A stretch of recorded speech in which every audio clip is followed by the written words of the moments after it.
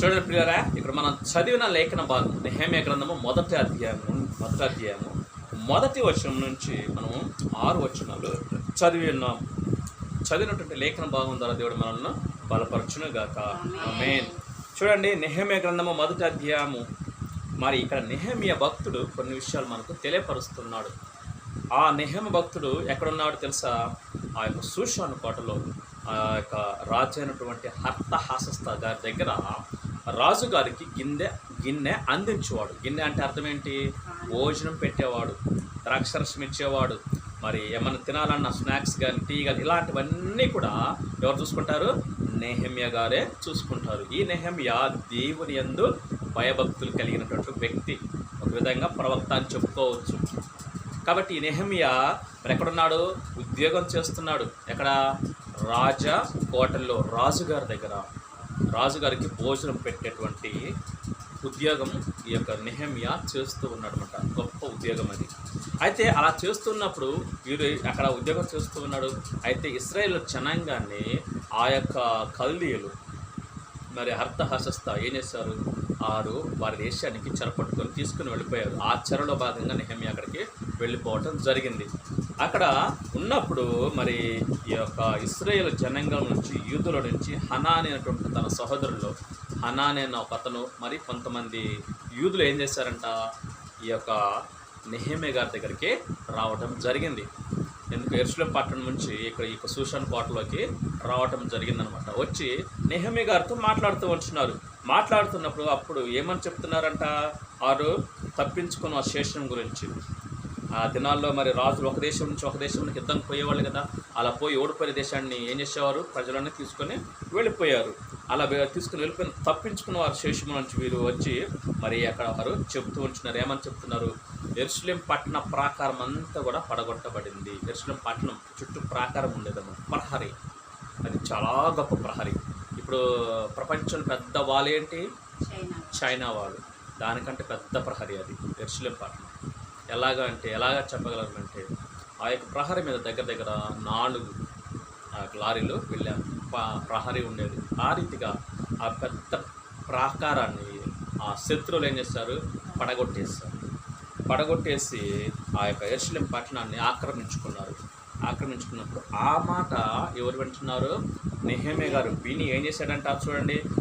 వారికి బహుశ్రమ నింద కలిగినప్పుడు ఈ మాట విని, అయితే ఆ ఇశ్రాయేలు జనాంగానికి శ్రమ కలిగినప్పుడు దాని గురించి పెద్దగా మరి బాధపడలేదు. కానీ ఎప్పుడైతే యెరూషలేము ప్రాకారం పడద్రోయబడిందో, యెరూషలేము పట్టబడిందో, యెరూషలేము దేవాలయం మరి పోల్చడానికి అగ్నిచేత కాల్చారు పట్టణాన్ని అని తెలిసినప్పుడు ఈ యొక్క నెహెమ్యా గారు ఏం చేస్తున్నాడు? ఈ మాటలు వినినప్పుడు కూర్చుండి ఏడ్చి. కూర్చోవటం అంటే అర్థం ఏంటి? ఇక్కడ రాయబడినటువంటి బైబిల్ గ్రంథంలో ఈ మాట కూర్చుండి ఏడ్చింటే అర్థం. కూర్చోవటం అంటే ఏంటి? మనలా కూర్చోవటానికి కాదు అక్కడ అర్థం. కూర్చోవటం అంటే మనలా కూర్చోవటం కాదు, కుర్చీలో కూర్చోవటమో లేదా మీలాగా బాస్కెట్బాల్ వేసుకొని కూర్చోవటం కాదు అక్కడ అర్థం. ఎప్పుడైతే ఆ వినకూడని మాట సడన్గా విన్నాడో ఏం చేశాడు? కుప్ప కూలిపోయాడు. అది కూర్చోవటం అంటే. ఇక్కడ రాయబడిన మాట అర్థం ఏంటి? కుప్ప కూలిపోయాడు అనమాట. అలా హఠాత్తుగా పడిపోయాడు అని అర్థం. అలా పడిపోయి కూర్చుండి అంటే అప్పుడు ఏం చేస్తున్నాడు? ఏడుస్తున్నాడు, బహుగా దుఃఖిస్తున్నాడు. కొన్ని రోజులు ఉపవాసం ఉన్నాడు, దుఃఖంతో ప్రార్థన చేస్తున్నాడు. ఇది 21 రోజులు ఉపవాసం ఉన్నాడు నెహెమ్యా. ఒక రోజు కాదు, 21 రోజులు ఉపవాసం ఉండి దుఃఖంతో తన దేవునికి ప్రార్థన చేస్తున్నాడు. ఆ సమస్యకు పరిష్కరించేది ఎవరు? దేవుడు మాత్రమే ఇవ్వగలడు. కాబట్టి ఆ గొప్ప దేవునికే ప్రార్థన చేస్తున్నాడు. అయ్యా, మా పట్టణాన్ని ఒకసారి దృష్టించు, మా యెరూషలేము పట్టణాన్ని ఒకసారి జ్ఞాపకం చేసుకో, మా ప్రజలను జ్ఞాపకం చేసుకో, ఇశ్రాయేలు జనాంగాన్ని జ్ఞాపకం చేసుకో. వారు చెదిరిపోయి ఉన్నారు, శత్రువుల చేతిలో చెరగా వెళ్ళిపోయి ఉన్నారు. వారిని దయతో జ్ఞాపకం చేసుకొని ప్రార్థన చేస్తున్నాడు. ఇక్కడ చూడండి, ప్రార్థన చేసే ముందు దేవుడు ఎలా చేస్తున్నాడు చూడండి. నెహెమ్యా ఏం చేస్తున్నాడు? ప్రార్థన చేయడానికి ముందుగా ప్రార్థన కూర్చున్నాడు. 5వ వచనంలో మనం చూస్తే విజ్ఞాపన చేయడానికి కూర్చున్నాడు. 4వ వచనం ఉపవాసం ఉండి. ప్రతిసారి ప్రార్థన చేసే ముందు మనం కూడా ఈ పద్ధతిని మనం ఆచరించాలి. ఆ పద్ధతి ప్రకారంగా ప్రార్థన చెయ్యాలి. ఏం చేస్తున్నాడు చూడండి 5వ వచనంలో. ఆకాశముందున్న దేవా యెహోవా, భయంకరుడమైన గొప్ప దేవా, నిన్ను ప్రేమించి నీ ఆజ్ఞను అనుసరించిన వారిని కటాక్షించే తండ్రి అని ప్రార్థన చేస్తున్నాడు. ఇక్కడ దేవుని గొప్పతనాన్ని ఏం చేస్తున్నాడు? స్తుతిస్తున్నాడు. దేవుణ్ణి మరి ఆరాధిస్తున్నాడు. ఎట్లా? దేవా, ఆకాశముందున తండ్రి, మరి గొప్ప దేవ, భయంకరుడైన దేవ అంటే అర్థం ఏంటి? ఆయన ఏదో మనం శిక్షించే దేవుడు అని కాదు అక్కడ అర్థం. నీకు అసాధ్యమైనది ఏదీ లేదు. నీ ఎదుటికి శత్రువులు వస్తే వారిని విడిచిపెట్టే వాడవు కాదు. ఎలాంటి వారినైనా సరే నువ్వు మరి లొంగదీసేవాడవు అని అర్థం. భయంకరుడు అయినటువంటి గొప్ప దేవ అంటే దేవుని యొక్క గుణగణాలను ఇక్కడ కీర్తిస్తున్నాడు. ఎవరు? నెహెమ్యా. మన ప్రార్థనలో కూడా దేవుడు ఉన్నారు. మొట్టమొదటిగా ప్రార్థన ప్రారంభించినప్పుడు ఏం చేయాలా? దేవుణ్ణి స్తుతించాలి. అందుకే నా ప్రార్థన మీరు గమనించారా? ఎక్కువగా నేను ప్రార్థన చేస్తున్నాను. మహాగణుడా, మహోన్నతుడా, సర్వాధికారి, సర్వశక్తిమంతుడా, సర్వోన్నతుడా, ఈ సృష్టిని ఏరేదేవా అని ప్రార్థన చేస్తున్నాను. ఎందుకు? దేవుని గుణగణాలు, గొప్పతనం మనం ఏం చేయాలా? పొగడాలి, దేవుడిని స్తుతించాలి. ఫస్ట్కి మనం చేయాల్సిన దేవుడిని మనం ఏం చేయాలా? దేవుడిని ఘనపరచాలి. ఆయన గొప్ప కార్యాలు మనం జ్ఞాపకం చేసుకోవాలి. ఆయన ఏం చేయాలా? మరి ఆ దేవుడు గొప్ప దేవుడే, ఎన్నో పేర్లు ఉన్నాయి. మహోన్నతుడు, మహాగణుడు, సర్వాధికారి, సర్వ సృష్టికి ఆయన ఆధారభూతుడు. ఇవన్నీ మనం మరి మన ప్రార్థనలో మెన్షన్ చేయాలి. స్టార్టింగ్లో ప్రార్థన చేసేటప్పుడు మనం ఏం చేయాలా? దేవుణ్ణి ఈ రీతిగా ఘనపరచాలి. ఇక్కడ నెహెమ్యా అదే చేస్తున్నాడు. దేవుని స్తుతిస్తున్నాడు, దేవుని ఆరాధిస్తున్నాడు. తర్వాత ఏం చేస్తున్నాడు చూడండి, 6వ వచనంలో అది స్తుతించిన తర్వాత నిబంధన స్థిరపరిచే దేవుడవు, కటాక్షించే దేవుడవు. తర్వాత ఏమంటున్నాడు? దేవా, నీ చెవి యొగ్గి నీ నేత్రాలు తెరచి నీ సన్నిధిలో మేము దీవారాత్రం ప్రార్థన చేస్తున్నాము కాబట్టి మేము చేసే ప్రార్థన అంగీకరించమని ప్రార్థన చేస్తూ ఉన్నాడు. ప్రార్థన చేస్తూ ఏమంటున్నాడు? ఇశ్రాయేలు కుమారుల దోషమును నేను ఒప్పుకుంటున్నాను. ప్రార్థన ఏమంటున్నాడు నెహెమ్యా గారు? మొదట దేవుణ్ణి గణపరిచాడు, దేవుని గొప్ప కార్యాలు స్తుతించాడు, దేవుని గొప్పతనాన్ని మరి కీర్తించి ఏమంటున్నాడు? మా ప్రార్థన ఆలకించు తండ్రి అని. అప్పుడు ఏమంటున్నాడు? నీకు విరోధముగా చేసిన మా పాపాలను క్షమించు, నేను ఒప్పుకుంటున్నాను అని పాపాలను ఒప్పుకుంటున్నాడు. మనం మీ పోయిన వారం కూడా ఇదే చెప్పుకున్నాం కదా. ఏం చేయాలి? ప్రార్థనలో మన పాపాలను మొదటగా ఒప్పుకోవాలి. లేకపోతే ఆ పాపాలు ఏం చేస్తాయి? దేవునికి మనకు అడ్డుగా ఉంటాయి. మన ప్రార్థన వెళ్ళనివ్వదు, పాపం వెళ్ళనివ్వదు. దేవుని దగ్గర నుంచి సమాధానాన్ని కూడా రానివ్వదు, దేవుని దగ్గర నుంచి ఆశీర్వాద దీవెనలను కూడా రానివ్వదు. మన ప్రార్థన పోనివ్వదు. ఏంటిది? మన పాపాలే. మరి వాటిని ఏం చేయాలా? ఒప్పుకోవాలి, తప్పకుండా ఒప్పుకోవాలా. అయితే మనం పుట్టిన కాడి నుంచి ఎన్నో పాపాలు చేస్తుంటాము. కొంతమంది అనుకుంటారు నేను ఏ పాపం చేయట్లేదు అనుకుంటారు. వాస్తవమే, చేయకపోవచ్చు. కానీ పుట్టుకతో వచ్చిన పాపం మాత్రం ఆడిపోద్ది, ఎక్కడికి పోదు. నీ తల్లిదండ్రులు చేసిన పాపాలు ఆడిపోతాయి, ఎక్కడికి పోవు. నీ తాత చేసిన పాపాలు ఆడిపోతాయి, ఎక్కడికి పోవు. అవి కూడా అంటే అవి మనం చేయకపోవచ్చు, వారు చేసిన ఆ దోష శిక్ష మన మీద ఉంటుంది. అర్థమవుతుందా? మన వంశస్థులు మనకంటే ముందు తరాలు మన తండ్రులు, మన తాతలు, ముత్తాత వాళ్ళు చేసిన పాపాలు, ఆ దోషం ఏం చేయబడుతుంది? మనకు అడ్డుగా ఉంటుంది. అది కూడా ఒప్పుకోవాలి. అయితే ఇప్పుడు మీరు ఒప్పుకోవాల్సిన పని లేదు. 40 డేస్లో మీరు ఒప్పుకోవచ్చు. ఇప్పుడు కేవలం మీ పాపాలు మాత్రమే ఒప్పుకోవాలి. అది పెద్ద ప్రార్థన. వారి పాపాలు మనం ఒప్పుకుంటున్నాం కాబట్టి అది పెద్ద ప్రార్థన కాబట్టి అది మీరు ఇప్పుడు చేయకూడదు. కేవలం మీ పాపాలు మాత్రమే ఒప్పుకోండి. అయితే మనం ఇల్లు కట్టేటప్పుడు ఇటుక మీద ఇటుక పెట్టి ఇల్లు కడతాం కదా, గోడ కడతాం కదా. అలాగే పాపాలు కూడా మనం పుట్టినప్పటి నుంచి అప్పుడు ఒకసారి ఏం చేస్తూ ఉంటాం? మనం అలాగే గోడ కడుతూ ఉంటాం. ఒక పాపాన్ని ఇంకొక పాపాన్ని కడుతూ ఉంటాం. ఒకరోజు అబద్ధం ఆడతాం, ఒకరోజు సినిమా చూస్తాం, ఒకరోజు సీరియల్ చూస్తాం, ఒకరోజు అనకూడని మాట అంటాం, ఒకరోజు ఎవరినో తిడతాం, ఒకరోజు ఎవరినో కొడతాం, లేకపోతే దొంగతనం చేస్తాం, ఏదో ఒకటి. అదన్నీ ఏమైపోతే పెరిగిపోతూ ఉంటాయి. పెరిగిపోయి దేవునికి మనకి అడ్డుగా ఉంటాయి. అప్పుడు ఏం చేయాలా? ఆ పాపాలను తొలగించుంటే మొత్తం ఒకేసారి అయ్యా నా పాపాలన్నీ క్షమించు అనకూడదు. అట్లంటే దేవుడు క్షమించడు. ఒక్కొక్క పాపను ఏం చేయాలి? మనం ఒక్కొక్కటిగా ఒప్పుకోవాలి. అంటే ఒక్కొక్క ఇటుక పెట్టి ఎలా అయితే గోడ కట్టామో అలాగే ఒక్కొక్క ఇటుకను మనం తీసేస్తూ రావాలి. అప్పుడే గోడను తీసేయటం కుదురుతుంది. ఒక్కసారి నేను గోడ పడేస్తానంటే అది నీ వల్ల కాదు. కాబట్టి అయితే ఎప్పుడైతే మనకు గుర్తొస్తుందో అప్పుడు దేవా నన్ను క్షమించు, నేను వారితో ఇలా మాట్లాడాను, నన్ను క్షమించు. లేదా స్కూల్లో మా ఫ్రెండ్ దగ్గర పెన్సిల్ దొంగతనం చేశారు, నన్ను క్షమించు అని అడిగితే దాన్ని తీసేస్తాడు. క్షమించని తీసేస్తాడు. అయితే దాన్ని మరలా నువ్వు జ్ఞాపకం చేయాల్సిన అవసరం లేదు. జ్ఞాపకం రానిది ఏదైనా ఉంటే దేవుని అడగండి. అయ్యా నేను ఇంకా ఏదైనా పాపం చేస్తుంటే నాకు జ్ఞాపకం చేయనంటే దేవుడు ఏం చేస్తాడు?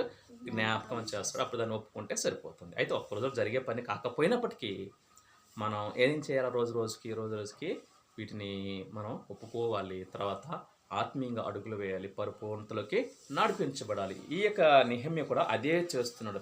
తన పాపాన్ని ఒప్పుకుంటున్నాడు, తర్వాత తన జనాంగాని పాపాన్ని కూడా ఒప్పుకుంటున్నాడు. ఎందుకంటే నేను ఆల్రెడీ 40 డేస్ చేసిన వ్యక్తే 21 డేస్ ఆల్రెడీ చేస్తూ ఉన్నాడు. కాబట్టి 40 డేస్ మన బైబిల్లో ఉంది, ఫస్ట్ నుంచి కూడా ఉన్నదే క్రమం, బైబిల్ క్రమమే అది. కాబట్టి చాలామంది ఉపవాసం చేయరు, అది ఏంటో అనుకుంటారు. కానీ మనం ఉపవాస ప్రార్థన అనేది కంపల్సరీగా చేయాలి. తర్వాత దేవుని వాగ్దానాలను ఏం చేసుకుంటున్నాడు, జ్ఞాపకం చేసుకుంటున్నాడు. చూడండి, నెహెమ్యా తన యొక్క దేవుని యొక్క వాగ్దానాలను జ్ఞాపకం చేసుకున్నట్టున్నాడు. 9వ వచనం చూడండి. ఆ తర్వాత మొదటిగా దేవుణ్ణి స్తుతించాడు, ఆరాధించాడు, దేవుని యొక్క గొప్ప కార్యాలు గణపరిచాడు. తర్వాత తన పాపాలని, తన యొక్క పితరుల పాపాలను ఒప్పుకుంటున్నాడు. తర్వాత ఏం చేస్తున్నాడు, అయితే మీరు నా వైపు తిరిగి నా ఆజ్ఞలను అనుసరించి నడచిన ఎడల భూదిగంతముల వరకు మీరు తోలివేయబడినను అక్కడ నుండి సహా మిమ్మును కూర్చి నా నామము ఉంచుటకు నేను ఏర్పరచుకున్న స్థలమునకు మిమ్మను రప్పించదనని నీవు సెలవిచ్చితివి కదా, చిత్తగించుము. నీవు నీ మహాప్రభావం చూపి నీ బాహుబలము చేత విడిపించిన నీ దాసులకు నీ జనులు వీరే. చూడండి, ఇక్కడ మనం 9వ వచనం చూసినట్లయితే ఏం జ్ఞాపకం చేస్తున్నాడు, దేవుడు చేసిన వాగ్దానాన్ని జ్ఞాపకం చేస్తున్నాడు. దేవుడు వాగ్దానం చేశాడు, ఏమని, మీరు ఎక్కడ ఉన్నా సరే నా ఆజ్ఞలను అనుసరించి నడిస్తే మీరు ఏ దేశంలో ఉన్నా ఏం చేస్తానంటున్నాడు, మిమ్మల్ని మరలా తీసుకొచ్చి మీ ఇంట్లోనే, మీ మందిరంలోనే, మీ యొక్క ఊళ్ళోనే, మీ పట్టణంలోనే, మీ దేశంలోనే నేను మిమ్మల్ని ఉంచుతాను అంటున్నాడు అని చెప్పాడు దేవుడు. ఎప్పుడు చాలా కాలం క్రితమే చెప్పాడు, మోషే టైంలోనే చెప్పాడు. అయితే ఏం చేయాలా, దేవుని ఆజ్ఞలను అనుసరించాలి. దేవుడు ఏం చెప్తున్నాడు అదే చేయాలి. అలా చేస్తేనే దేవుడు చేస్తానంటున్నాడు. అలా కాకుండా మన ఇష్టానుసారంగా జీవిస్తూ దేవుని మాటకు లోబడకుండా దేవుని ఆజ్ఞలకు విధేయత చూపించకుండా జీవిస్తే దేవుడు కూడా ఏం చేస్తాడు, పాటించుకోడు. నువ్వు దేవుని పట్టించుకున్నప్పుడు దేవుడు నిన్ను ఎందుకు పట్టించుకోవాలి? అంతే కదా, నువ్వు పట్టించుకోకపోయినా కానీ దేవుడు నిన్ను పట్టించుకుంటున్నాడు. ఎందుకు తెలుసా, నిన్నుకు ఆరోగ్యం ఇస్తున్నాడు, నిన్ను పోషిస్తున్నాడు, నిన్ను సజీవునిగా ఉంచుతున్నాడు. నీకు వర్షాన్ని, ఎండని, ఈ యొక్క జీవించడానికి కావాల్సిన ప్రకృతి మొత్తాన్ని దేవుడు నీకు ఇస్తున్నాడు. నువ్వు పట్టించుకోకపోయినా ఇస్తున్నాడా లేదా? ఇదంతా దేవుని కృపే. అయినా కానీ మరలా ప్రత్యేకంగా నీ వ్యక్తిగతంగా దేవుని ఎదుట నువ్వు తిరగకపోతే దేవుడు కూడా నీ మాట వినడు. మరి నువ్వు అపవాది చేతులను బందీ అయిపోతావు, నరకానికి వెళ్ళిపోతావు. కాబట్టి పిల్లలు గమనించండి, దేవుడు ఏమంటున్నాడు, దేవుడు చేసిన వాగ్దానాన్ని నెహెమ్యా జ్ఞాపకం చేస్తున్నాడు. అయ్యా, ఆ రోజు మా పితరుల టైంలో నువ్వు చెప్పావు కదా, నీ మాటలు విని నీ ఆజ్ఞలు అనుసరించి నడిస్తే మీరు ఎక్కడ ఉన్నా సరే మిమ్మల్ని అందరం మరలా మీ దేశానికి తీసుకొస్తానని చెప్పావు కదా అని ఆ వాగ్దానాన్ని జ్ఞాపకం చేస్తూ ఉంటున్నాడు. మన ప్రార్థనలు కూడా ఇది ఉండాలి. ఏముండాలా, దేవుడు మనకి ఏమైతే వాగ్దానం చేశాడో ఆ వాగ్దానాన్ని జ్ఞాపకం చేస్తూ మనం ప్రార్థన చేయాలి. అంటే దేవుడు మర్చిపోయాడని అర్థమా? కాదు, దేవుడు మర్చిపోతాడని కాదు. ఆ వాగ్దానాన్ని జోడించి ప్రార్థన చేస్తే దేవుడు మెచ్చుకుంటాడు. ఎస్, నేను వాగ్దానం చేశాను కదా బిడ్డకు అని మరలా గుర్తు చేసుకొని అప్పుడు అడుగుతూ ఉంటే ఆ వాగ్దానాన్ని మన పట్ల నెరవేరుస్తాడు. అవునా కదా? దేవుడు నా పట్ల కూడా కొన్ని వాగ్దానాలు చేశాడు, అవి కూడా కొన్ని నెరవేరుస్తూ వస్తున్నాడు. కాబట్టి ఇప్పుడు గమనించండి, మీకు కూడా దేవుడు వాగ్దానం ఇస్తాడు. ఎప్పుడు? జనవరి 1కా లేకపోతే డిసెంబర్ 31కా? అది కాదు, ఆ వాగ్దానం కాదు. అది వాగ్దానం అనబడదు. ఎందుకంటే ఎవరో రాస్తారు, మరి మనకు ఆ యొక్క లాటరీ పద్ధతులు దాన్ని తీస్తాము. అది వాగ్దానం కాదు. అయితే దేవుడు దాని ద్వారా మాట్లాడటం అంటే ఆయన ఇష్టం మాట్లాడవచ్చు, మాట్లాడకపోవచ్చు, కానీ వ్యక్తిగతంగా నీతో మాట్లాడాలి. ఎలా అంటే రోజు బైబిల్ ధ్యానించడం వలన, రోజు బైబిల్ ధ్యానిస్తూ ఉంటే దేవుడు నీతో మాట్లాడతాడు. అప్పుడు నీకు వాగ్దానం ఇస్తాడు. నాకు ప్రతిరోజు కనీసం రోజు రోజైనా, 2-3 రోజులకు ఒకసారైనా, వారానికి ఒకసారైనా దేవుడు నాతో వాగ్దానాలు ఇస్తూ వస్తున్నాడు. ఎప్పుడైతే నాకు వాగ్దానం ఇచ్చాడో నా జీవితంలో ఆ వాగ్దానం నేను డేటుతో సహా వేసుకుంటున్నాను బైబిల్లో. ఎందుకంటే దాన్ని బట్టి ఎత్తి ప్రార్థన చేయడానికి. నాకు చాలా వాగ్దానం ఇచ్చాడు దేవుడు, అవన్నీ కూడా నెరవేరుస్తున్నాడు, నెరవేరుస్తాడు భవిష్యత్తులో మిగిలిన వాటిని. కాబట్టి గమనించండి, ఆ వాగ్దానం మనం ఏం చేయాలా, మన ప్రార్థనలో మెన్షన్ చేయాలి. మన ప్రార్థన వాటిని జ్ఞాపకం చేయాలి. ప్రార్థన చేసేటప్పుడు ఏం చేయాలి, ఫస్ట్గా దేవుణ్ణి స్తుతించాలా, దేవుని గొప్ప కార్యాలు మనం జ్ఞాపకం చేసుకోవాలి, దేవుణ్ణి ఘనపరచాలి, దేవుని యొక్క గొప్ప లక్షణాలన్నీ కూడా మనం పలకాలి. మహోన్నతుడ, మహాగణుడ, పరిశుద్ధుడ, నిత్యుడుగు తండ్రి మీకు వందనాలు దేవా అని దేవుని యొక్క గొప్ప లక్షణాలని మనం ఏం చేయాలా? కీర్తించాలి. ఆ తర్వాత ఏం చేయాలా? మన పాపాలని ఒప్పుకోవాలి. ఆ తర్వాత ఏం చేయాలి? దేవుడు మనకేమైతే వాగ్దానం చేశాడో ఆ వాగ్దానాన్ని ఎత్తిపట్టి ప్రార్థన చేస్తే త్వరగా జవాబు వస్తుంది. ఈ రీతికి మనం చేస్తే అప్పుడు దేవుడు మెచ్చుకుంటాడు. ఒక పద్ధతి ఉంటుంది ప్రార్థనకు కూడా. ఎలా పడితే అలా ప్రార్థన చేయటం కాదు, మనకు ఇష్టం వచ్చినట్టు ప్రార్థన చేయటం కాదు. కాబట్టి గమనించండి, నెహెమ్యా ఏం చేశాడు? దేవుని వాగ్దానాన్ని ఎత్తిపడుతున్నాడు. నువ్వు ఆ రోజు మా పితరులకు చెప్పావు కదా తండ్రి, నా ఆజ్ఞను అనుసరించి జీవిస్తే మీరు ఎక్కడ ఉన్నా సరే నేను మిమ్మల్ని తీసుకొస్తాను, మీ దేశంలో మరలా నాటుతాను అని చెప్పావు కదా అని జ్ఞాపకం చేస్తున్నాడు నెహెమ్యా. మన ప్రార్థనలు కూడా అలా ఉండాలి. తర్వాత చూడండి, తర్వాత మరి దేవుని తన ప్రార్థనలో మొదటిగా దేవుని కీర్తించాడు, దేవుని గొప్పతనాన్ని కీర్తించాడు. తర్వాత తన పాపాన్ని, తన పితరుల పాపాన్ని ఒప్పుకున్నాడు. తర్వాత దేవుని వాగ్దానాలని ఈ యొక్క నెహెమ్యా ఏం చేస్తున్నాడు? జ్ఞాపకం చూసుకొని ఆ రీతిగా ప్రార్థన చేస్తున్నాడు. తర్వాత మనం చూసినట్లయితే నెహెమ్యా గ్రంథం 11వ వచనం కూడా చూడండి ఒకసారి. అక్కడ కూడా మా తర్వాత ఏం చేయాలి, తర్వాత ఏం చేశాడు నెహెమ్యా అనేది మనకు అక్కడ కనబడుతూ ఉంటుంది. 11వ వచనం చూసినట్లయితే చదవండి. యెహోవా చెవియొగ్గి నీ దాసుడనైన నా మొరను, నీ నామమును భయభక్తులతో గణపరచుటయందు ఆనందించు, నీ దాసుల మొరను ఆలకించి ఈ దినమందు నీ దాసుని ఆలోచన సఫలపరచి ఈ మనుషుడు నా యందు దయ చూపినట్లు అనుగ్రహించుమని నిన్ను బతిమాలుకొనుచున్నాను అని ప్రార్థించితిని. చూడండి, ప్రార్థన యొక్క విధానం మనకి ఇక్కడ కనపడుతూ ఉంటుంది. ఇంతవరకు చూసాం ప్రార్థన ఎలా చేయాలి అన్నటువంటిది కదా. మొదటగా దేవుని ఘనకార్యాలు, దేవుని యొక్క గొప్పతనాన్ని మనం చాటించాలి, దేవుని గొప్పతనాన్ని మనం కీర్తించాలి. తర్వాత ఏం చేయాలా? మన పాపాలను ఒప్పుకోవాలి. ఆ తర్వాత దేవుడు మనకేమైతే వాగ్దానం ఇచ్చాడో ఆ వాగ్దానం ఎత్తిపట్టి ప్రార్థన చేయాలి. ఆ తర్వాత చివరగా ఏమంటున్నాడు? మరి ఈ యొక్క నెహెమ్యా గారు ఏమంటున్నాడు చూడండి, ఈ దినమందు నీ దాసుని ఆలోచన సఫలపరచి ఈ మనుష్యుడు నా యందు దయ చూపినట్లు అనుగ్రహించు అని అడుగుతున్నాడు. చివరిగా తన అవసరతను చెబుతున్నాడు. మొదటగానే అవసరం చెప్పలా. ఎవరు? నెహెమ్యా భక్తుడు. ప్రార్థనలో మనం కూడా మొదటగా స్టార్ట్ చేయటం మన అవసరాలు చెప్పకూడదు. ఏం చేయాలా? దేవుణ్ణి ఘనపరచాలి, దేవుని గొప్పతనాన్ని, దేవుని గొప్ప లక్షణాలు మనం కీర్తించాలి. ఆ తర్వాత మన పాపాలను ఒప్పుకోవాలి. ఏదైనా పాపం ఉండొచ్చు, తప్పులేదు. ఏదైనా తచ్చుడిగా ఆలోచన చేయొచ్చేమో, ఏదైనా చూడకూడదని చూస్తామేమో, దేవా నన్ను క్షమించయ్యా అని అడిగితే అది దేవుడు తీసేస్తాడు. అప్పుడు మన ప్రార్థన దేవుడు ఆలకిస్తాడు. ఆ తర్వాత ఏం చేయాలా?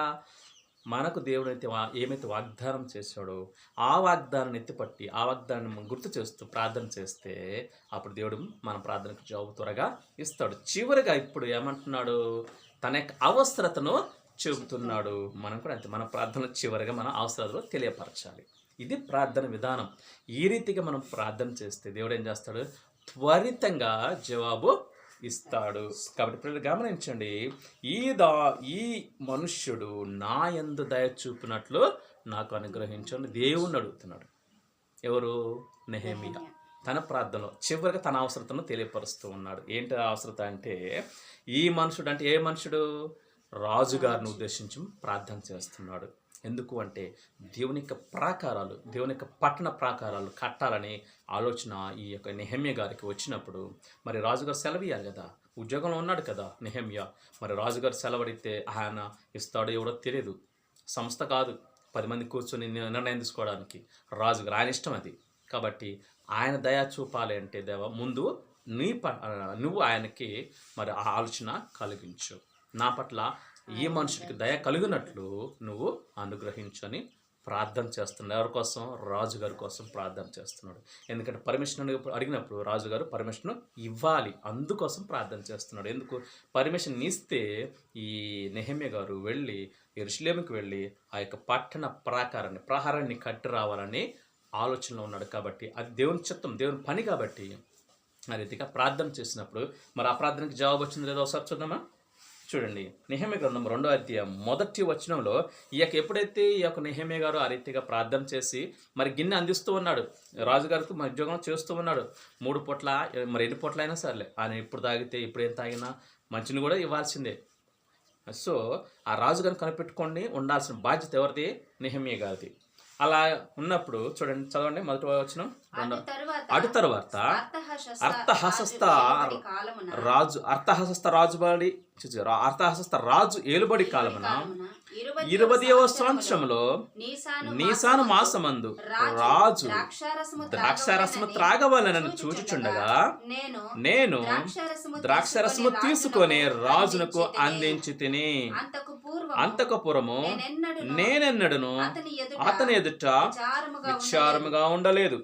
కాగా రాజు, నీకు వ్యాధి లేదు కదా, నీ ముఖము విచారముగా ఉన్నదేమి? నీ హృదయము దుఃఖము చేతనే అది కలిగినది నాతో అనగా నేను మిగుల భయపడి రాజు చిరంజీవును గాక. చూడండి, ఇక్కడ గమనించినట్లయితే 2వ వచనంలో మరి ఎప్పుడైతే ఈ మాట విన్నాడో ఎవరు? నెహెమ్యా గారు యెరూషలేము పట్టణం గురించి ఎప్పుడైతే విన్నాడో అప్పటి నుంచి ఏమన్నా ఎలా ఉన్నాడో? దుఃఖంతో ఉన్నాడు, బాధపడుతూ ఉంటున్నాడు. 21 రోజులు ఉపవాసం ఉండి ప్రార్థన చేస్తున్నాడు. ఆ ప్రార్థన ప్రతిఫలం ఇక్కడ మనకు కనపడుతూ ఉంటుంది. అయితే రాజుగారికి ఆయన చెప్పలేదు, ఎవరు? నెహెమ్యా గారు చెప్పలేదు, కానీ దుఃఖంతో ఉన్నాడు. అది రాజుగారు ఏం చేశాడు? గమనించి రాజుగారే అడుగుతున్నారు, ఏంటి నువ్వు ఇంతకుముందు ఇలా ఉండలేదు, ఎందుకు? నీకు ఏదో మనోవ్యాధి ఉంది, ఏదో దుఃఖం ఉంది, ఏదో మనోచింత ఉంది, ఏంటి అదని రాజుగారే అడుగుతున్నారు. దేవుడు దయ చూపించడా లేదా నెహెమ్యా పట్ల? నెహెమ్యా చేసిన ప్రార్థనకు జవాబు ఇది అనమాట. రాజుగారి కల్పించుకొని అడుగుతున్నారు. ఈయన చెప్పలా, కావాలని చెప్పలేదు. రాజుగారు అడుగుతుంది, ఏంటి నీకు దుఃఖానికి కారణం ఏంటని అడిగినప్పుడు అప్పుడు ఈ నెహెమ్యా భయపడిపోయి అప్పుడు మాట్లాడుతున్నాడు, అప్పుడు చెప్తున్నాడు అనమాట. తనకు జరిగిన సంగతి అంటున్న తర్వాత మనకు అక్కడ క్లియర్గా ఉంటుంది.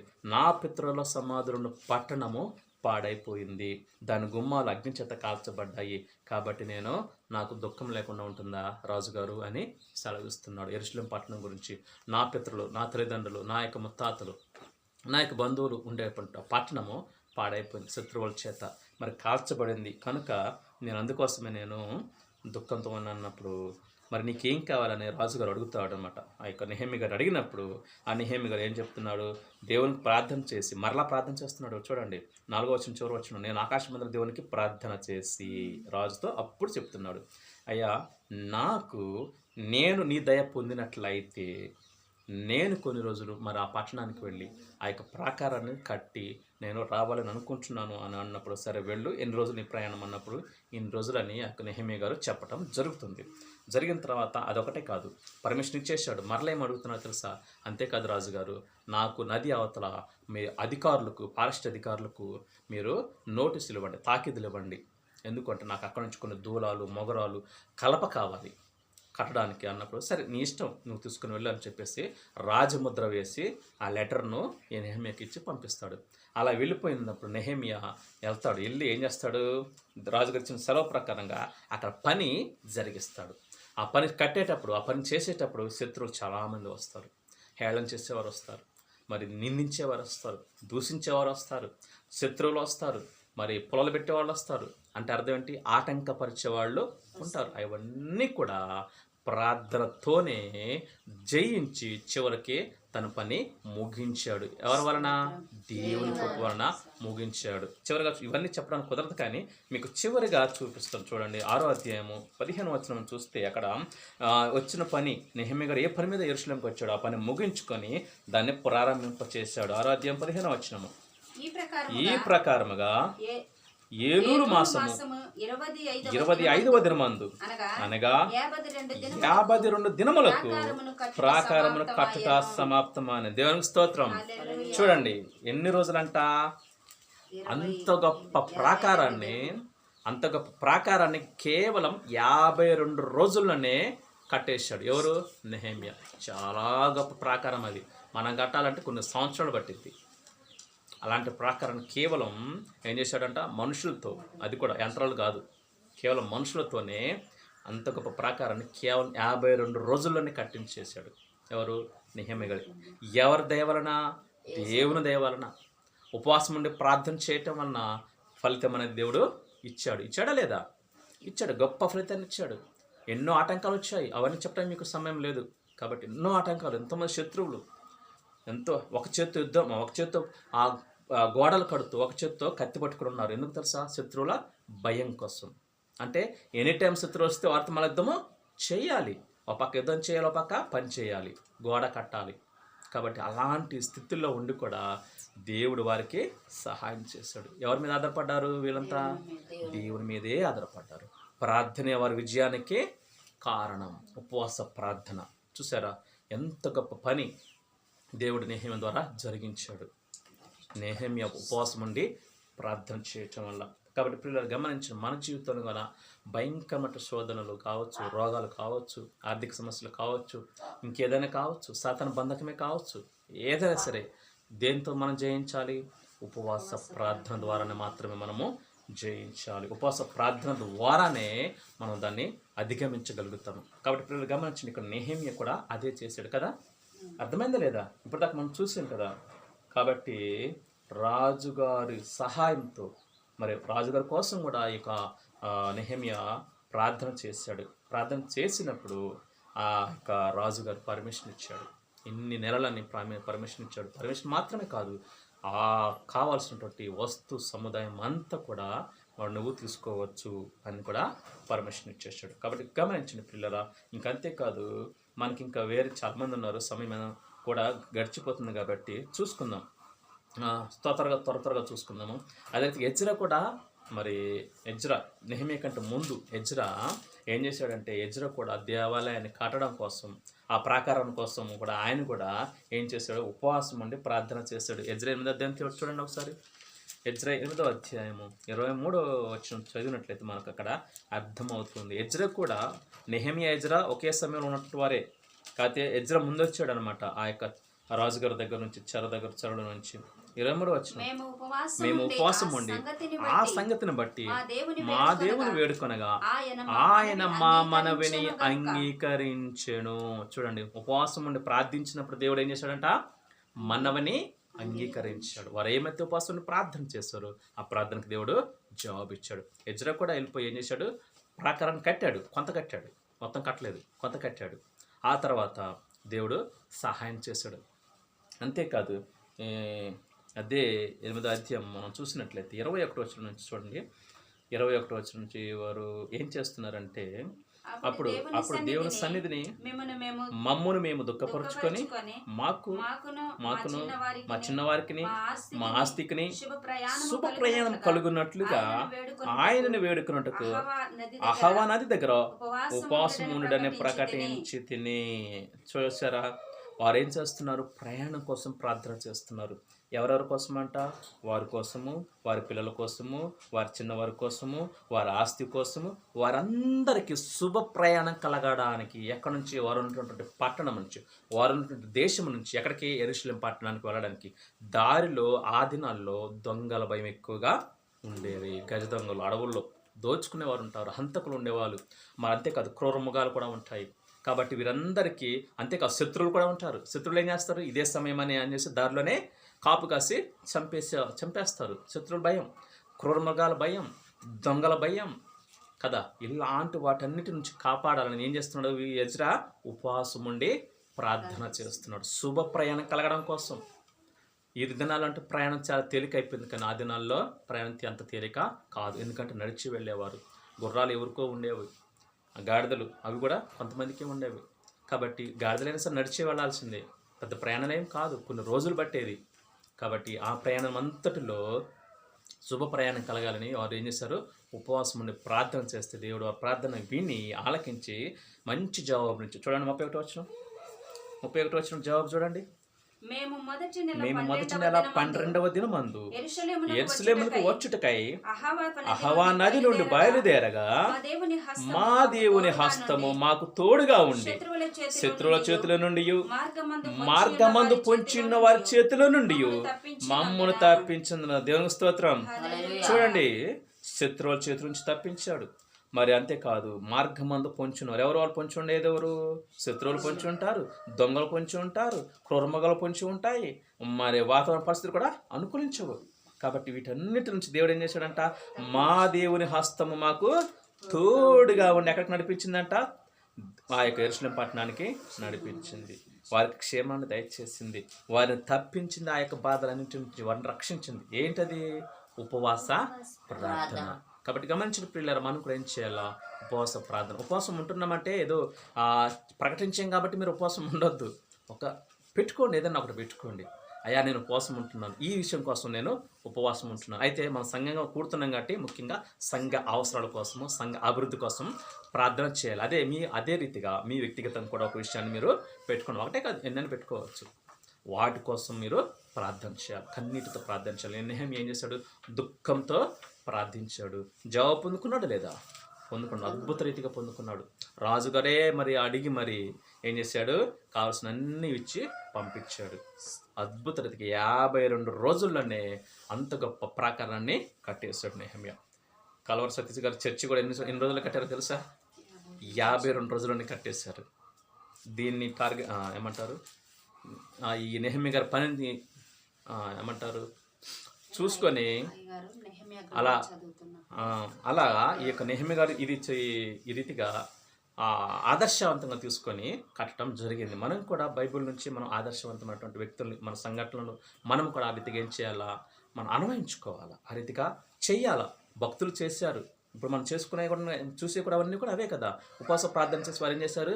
తప్పించబడ్డారు, రక్షించబడ్డారు, గొప్ప కార్యాలు చేయగలిగారు. దానియేలు గ్రంథం కూడా చూడండి ఒకసారి. దానియేలు కూడా ఉపవాసం నుండి ప్రార్థన చేశాడు. దేవుడు గొప్ప అద్భుతం ఇచ్చాడు అక్కడ కూడా. దానియేలు గ్రంథం 9వ అధ్యాయం చూసినట్లయితే, 10వ అధ్యాయం 3వ వచనం చూసినట్లయితే అక్కడ కూడా దేవుడు మరి దానియేలుకి గొప్ప విషయం తెలియపరుస్తూ ఉన్నాడు. అక్కడ కూడా దానియేలు ఉపవాసం నుండి ప్రార్థన చేశాడు. 9వ అధ్యాయంలో ఉన్నాడు, 10వ అధ్యాయంలో కూడా ఉన్నాడు. 10వ అధ్యాయం 3వ వచనం, 2వ వచనం నుంచి, ఆ దినముల యందు దానియేలను నేను మూడు వారములు దుఃఖప్రాప్తుడనై 3 వారములు గడచు వరకు నేను సంతోషముగా భోజనము చేయలేక వింటిని. మాంసము గాని ద్రాక్షరసము గాని నా నోటిలోనికి రాలేదు, స్నానాభిషేకాలను కూడా నేను చేసుకోలేదు. చూడండి, దానియేలు గారి అంత గొప్ప దైవజనుడు ఏం చేస్తున్నాడంట? 3 వారాలు అంటే 21 రోజులు, 3 21 రోజులు ఉపవాస ప్రార్థన చేస్తూ ఉన్నాడు. ఎందుకు అంటే దానియేలు గారికి ఒక దర్శనం వచ్చింది. చాలా పెద్ద దర్శనం అది. దాని భావం అర్థం కాల. దానియేలు కొంచెం కూడా అర్థం కాలేదు. అది ఏంటో మరి తెలుసుకోవాలని చెప్పేసి చాలా గొప్ప దర్శనం అది. అర్థం కాలేదు కాబట్టి ఏం చేశాడు? 21 రోజులు ఉపవాసం ఉండి ప్రార్థన చేసినప్పుడు అప్పుడు దేవుడు ఏం చేశాడు? తన దూతను పంపించాడు. గబ్రియేలు అనే దూతను పంపించి అప్పుడు అంటున్నాడు, దానియేలు నీవు బహుప్రియుడవు గనుక నేను నీ వద్దకు పంపబడ్డాను అని అక్కడ ప్రార్థన చెప్తున్నాడు. అయితే దానియేలు ప్రార్థన మొదలు పెట్టగానే సమాధానం వచ్చేసింది దేవుని వద్ద నుంచి. కానీ మధ్యలో ఒక పోరాటం జరిగింది. ఆ పోరాటం ఏంటి? ఈ యొక్క గబ్రియేలు దూత వస్తూ ఉన్నప్పుడు 13వ వచనంలో, అదే 10వ అధ్యాయం 13వ వచనంలో వస్తూ ఉన్నప్పుడు ఏం చేశాడంట? మధ్యలో ఒక సైన్యము ఆ యొక్క గబ్రియేలు దూతని అడ్డగించేసింది. ఎవరా సైన్యము? అపవాది. వాడు సైన్యం అంతా ఆ యొక్క గబ్రియేలు దూతని అడ్డగించేసి ఎన్ని రోజులు ఉంచిందంట చూడండి. ఎన్ని రోజులు అక్కడ ఉంటుంది, మనకి కనపడుతుంటుంది. 21 రోజులు. 13వ వచనంలో ఉంది, పారసీకుల రాజ్యాధిపతి 21 దినములు నన్ను ఎదిరించెను. 21 రోజులు ఆ ఆకాశంలో ఏం చేశాడు? ఆపేశాడు. దేవుని దగ్గర నుంచి సమాధానం వస్తూ ఉంటే ఆ సమాధానం దానియేలుకి వెళ్ళకూడదు అని చెప్పేసి ఏం చేశాడు? ఆపేశాడు. ఆపేస్తే దేవుడు ఊరుకుంటాడా? మరలా మిఖాయేలుని పంపించాడు. యుద్ధ సైనికుడు, సైన్యాధిపతి ఎవరు? మిఖాయేలు దూత. ఇప్పుడు ప్రధానాధిపతులు ఎవరున్నారు? మిఖాయేలు, యుద్ధ వీరుడు అనమాట. అతను వచ్చేసి వాళ్ళిద్దరూ కలిసి అపవాదిని ఎదిరించి ఏం చేస్తారు? మరలా గబ్రియేలుని భూమి మీదకి పంపటం జరుగుతుంది. అప్పుడు వచ్చి దానియేలుకి మాట చెప్తున్నాడు అనమాట. ఆ దర్శన భావం అంతా చెప్పేస్తున్నాడు. చెప్పిన తర్వాత మరలా అంటాడు చివరిలో, దానియేలుతో అంటాడు, అయ్యా నేను మరలా వెళ్ళి ఆ రాజుతో మరలా నేను యుద్ధం చెయ్యాలి. ఎందుకు? మరలా యుద్ధం చేసి మరలా అడ్డుకుంటాడు. పరలోకానికి వెళ్ళకుండా మరలా అడ్డుకుంటాడు. మధ్యలో ఉన్నాడు కాబట్టి మరలా నేను యుద్ధం చేసి మరలా నేను వెళ్ళిపోవాలి అని చెప్తున్నాడు. కాబట్టి గమనించండి, మన ప్రార్థన దేవుని దగ్గర చేరకుండా చేసేది ఏంటి? మధ్యలో ఒక సమూహమే ఉంది, గొప్ప సైన్యమే ఉంది, చేరనివ్వదు. అయితే మనం భయపడాల్సిన పని లేదు. మన వైపు తప్పు లేకుండా యథార్థంగా ప్రార్థన చేస్తే మన ప్రార్థన శక్తి వాటినన్నింటిని ఏం చేస్తుందంట? ఆ శక్తుల్ని వెళ్ళగొట్టేసి విడిపించేసి ఆ దూసుకు వెళ్ళిపోతుంది దేవుని సన్నిధికి. అయితే మన ప్రార్థన శక్తివంతంగా ఉండాలి. అంటే అర్థం ఏంటి? మనము కరెక్ట్గా ఉండాలని అర్థం. పరిశుద్ధంగా ఉండాలి, పవిత్రంగా ఉండి ప్రార్థన చేస్తే మన ప్రార్థన మరి ఆ ప్రార్థనని ఎవడు కూడా అడ్డగించలేడు. అప్పుడంటే దేవుడు మరి దూతల ద్వారా ప్రార్థన తీసుకెళ్ళి ప్రార్థన జవాబు ఇచ్చేవాడు. ఇప్పుడైనా మనకు దూతలను అవసరం లేదు. దేవుడు మన ప్రార్థన వింటాడు. కాబట్టి మనం భయపడాల్సిన పని లేదు. మన వైపు తప్పు లేకుండా యథార్థంగా ఉండి పరిశుద్ధంగా ఉండి ప్రార్థన చేస్తే దేవుడు తప్పకుండా వింటాడు. మన ప్రార్థనకు జవాబు విన వెంటనే ఇస్తాడు. తప్పలేదు. అయితే మత్తయి సువార్త 4:2 కూడా యేసు ప్రభువు ఏం చేశాడు? 40 దినాలు ఉపవాస ప్రార్థన చేశాడు. తెలుసా? బాప్తిసం తీసుకున్న వెంటనే యేసుక్రీస్తు కూడా 40 దినాలు ఉపవాస ప్రార్థన చేయటం జరిగింది. మరి యేసుక్రీస్తు చేయాల్సిన అవసరం ఉంది ఆయనకి? అవసరం ఉందా దేవుడికి? లేదు. కానీ ఎందుకు చేశాడు? మనము చెయ్యాలి కాబట్టి. నాయకుడు ఏం చేయాలా? ఎప్పుడు కూడా చేసేవాడుగా ఉండాలి. నాయకుడు చేసేవాడుగా ఉంటేనే నాయకుడిని చూస్తే ఆ యొక్క ఆ సంఘం అంతా కానీ ఆ యొక్క మరి ఉన్నటువంటి అందరూ కూడా ఏం చేస్తారు? నాయకుడిని చూసి నాయకుడిని అనుసరిస్తారు. కాబట్టి యేసుక్రీస్తు ప్రభు మనకు మాదిరి అన్ని విషయాల్లో. ఆ మాదిరి కోసమే ప్రభు చేయాల్సి వచ్చింది. కాబట్టి ఆయన యేసుక్రీస్తు చేసినప్పుడు మనం చేయకూడదా? బలహీనను మనము చేయాలి. కాబట్టి యేసుక్రీస్తు ప్రభు ఒక్కడే కాదు, ఇంకా చాలామంది చేశారు. కాబట్టి మధ్యాహ్న సెషన్లో మనం ఆ విషయాలు చూసుకుందాం. కాబట్టి మనం ఏం చేయాలా? ఉపవాసం ఉండి ప్రార్థన చేయాలి. ఉపవాసం ఉండి ప్రార్థన చేస్తే దేవుడు ఏం చేస్తున్నాం? ప్రార్థనకు జవాబును అనుగ్రహిస్తాడు. కాబట్టి ఆ రీతిగా ఉపవాసం ఉండి ప్రార్థన చేద్దాం. మరి ఈ దినాన్ని ఉపవాసం ఉంటున్నాం సంఘముగా. కాబట్టి పిల్లలు గమనించండి, మన యొక్క ఉపవాస ప్రార్థనకు దేవుడు జవాబు ఇవ్వబోతున్నాడు. సంఘం ఎంత అనేది చూసుకోవద్దు. సంఘము సంఖ్య ఎంత ఉంది అనేది మనం చూడాల్సిన అవసరం లేదు. ఒక్కడున్న సంఘమే, ఇద్దరున్న సంఘమే, 10 మంది ఉన్న సంఘమే, 1,00,000 కోటి మంది ఉన్న సంఘమే. కాబట్టి సంఖ్యతో పని లేదు దేవుడికి. ఒక్కడు నిలబడ్డా చాలు, ఘనకార్యాలు చేస్తాడు దేవుడు ఆ ఒక్కడి ద్వారా. నేను 4 సంవత్సరాల క్రితం నేను ఒక్కడనే ఈ ప్రాంతంలో ఈ దినమున దేవుని మహాకృపను బట్టి ఈ యొక్క 2 కుటుంబాలు 3 కుటుంబాలు దేవుడు నడిపించడం జరిగింది. ఇంకా భవిష్యత్తులో గొప్ప సంఘాన్ని దేవుడు ఇక్కడ ఇవ్వబోతున్నాడు. ప్రార్థన చేసుకుందాం. కాబట్టి ప్రార్థన చేసుకుందాం. ఇంతవరకు దేవుని మాటలు మనం విన్నాం కాబట్టి ప్రార్థన చేసుకుందాం. తల వంచి కళ్ళు మూసుకున్నట్లయితే దేవుడు మనతో ఏమైతే సెలవిచ్చాడు